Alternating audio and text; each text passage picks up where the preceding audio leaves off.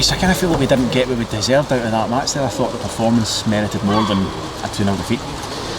Sometimes football's like that, you don't quite get what you deserve. I think the game's obviously big moments. I think Ben has a one-on-one, we don't score that. I can't really remember Falkirk having a real clear-cut couple of chances where we've called upon our goalkeeper to dig us out a hole. I thought we were in control for large parts. Thought the first possibly 20 minutes Falkirk started the better side.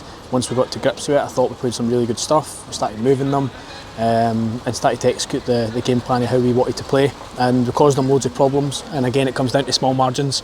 We have an opportunity to take chances, and good chances at that. We don't. Up the other end, you can obviously take your chances, you end up conceding. I think what you said, the first half, the start of the game, you teed it up in the preview that they were going to come out fast and try and get at us quickly, and they did. We weathered that and just grew into the game, and probably could have felt unlucky not to be ahead at half time given the way we finished the half. But was the frustration maybe that the injury situation, poor Cammy Bruce coming on and getting subbed straight off again, did that maybe disrupt us a wee bit? No, I don't think that did. Listen, it's no great regardless. You make a substitution and within 2 minutes of him coming on he has to come back off, which is football, I suppose. There's nothing we can do about it. Yeah. But like I said, I thought the performance level, you look at the chances, we put Hogarth under right good amount of pressure. I think he mocks towards the end there, he flicks it over Donaldson's head. He's got probably more time than he thinks, and time to pick his head up and just place it in the corner. Ben Wilson's through, got a one-on-one with the goalkeeper, and those are big moments. You know, as much as I don't think the individual should be blamed, it's a team game and stuff as well, but at the same time, collectively as a group, we've got to try and drive these standards, and that's probably been the story of our season. Performances like that, I suppose, are what we've got to try and take from the game. We can't take any points from it, but we've got to take that performance for it. I thought the standard of play for almost all game was really, really high. I thought we were good. I thought we were a better team. Need to watch the game back and stuff. Listen, I think Falkirk started the better team, struggled to get us up the pitch. Ben was isolated top end of the pitch. We managed to kind of get our wider boys closer to Ben and string a couple of passes to allow our defenders further up the pitch, and then once we got to grips with it, like I said, 20 minutes into the game, we finished the half really, really strong. We start the second half really, really strong, and we finished the game really strong. We have good opportunities in that. Like I said, it's not like we've just come away and Falkirk have nicked a 1-0 or nicked a 2-0. I think, I don't know what the stats are, but I know we'll be in double figures for shots, and certainly for shots on target and what we've created. I guarantee a lot of them are quite high. How is Cammy? Too early to tell, I presume? Probably. I don't know if it was the initial tackle. It was a big kind of thudding tackle for the two of them, which I don't know if that's had an impact on when he's running, and then after that he's maybe twisted his knee or not. I don't know, but we'll just need to wait and see, and hopefully it's not too bad. By the time the penalty goes in, there's very little time left anyway when the penalty's given, but I wonder, I'll need to see it back maybe for the other side, but I feel Kade's maybe hard done by. Again, it's alright looking from here, we're 60 yards away from it. What I will say is he's got to make his mind up a lot sooner. He's done really well since he's come in. It's a good learning curve. You know, he's playing in front of a big crowd, a big atmosphere, big game, and in the main I thought he played really, really well. But like I said, that goal's irrelevant really, because you're chasing the game so late on that we need points. We understand that, and having 3 or 4 bodies back to protect a 1-0 loss is not what we need at the moment. We need to try and get a goal back, so that's part and parcel of it. But like I say, too hard for me to tell for 60 yards away. The goal itself that we do concede is probably going to frustrate you and the coaching staff, just the way it gets caught and then brought across the box, although I suppose it's maybe a wee bit fortunate for them the way it falls for Miller at the back post just to tap it on.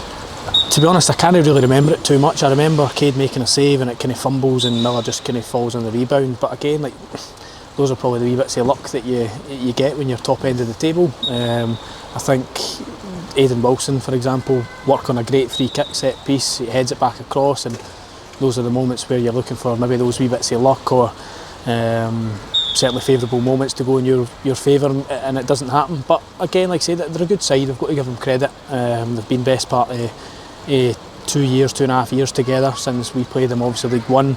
You can see that in terms of they move the ball really well, a lovely style which causes a lot of teams problems, and listen, they're up the top end of the table for a reason. They are a good side.